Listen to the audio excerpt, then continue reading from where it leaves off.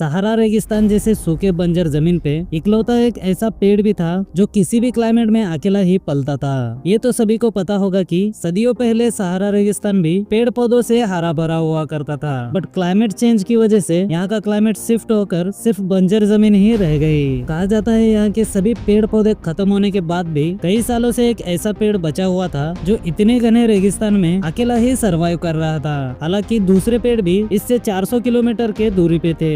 इसी पेड़ की वजह से ये एक लैंडमार्क भी बन चुका था। यहाँ तक कि इस पेड़ को कई सारे मैप्स में भी दिखाया जाता था। इस पेड़ का नाम टेनेरे ट्री रखा गया था। कहा जाता है कई सालों से इस घने रेगिस्तान में एक अकेला पेड़ इसीलिए सरवाइव कर पा रहा था कि इसकी जड़ें जमीन में काफी अंदर तक मजबूती से फैली हुई थी। पर एक दिन होता कुछ ऐसा है कि 1973 एक रात नशे में धुत एक ट्रक ड्राइवर इस पेड़ को ही गाड़ी ठोक देता है और इतना पुराना हिस्टोरिकल पेड़ बीच में से ही टूट जाता है। नाइगर गवर्नमेंट ने इसे फिर से बढ़ाने की कई कोशिशें की थी, पर यह पेड़ हार मान चुका था। ये पेड़ सूखने के बाद इसके कई हिस्सों के लकड़ियां नेशनल म्यूजियम में रखा गया और इसके सम्मान में इस पेड़ की जगह पर एक मेटल का मॉन्यूमेंट लगाया गया है और इसका नाम रखा गया the monument of Tenere tree.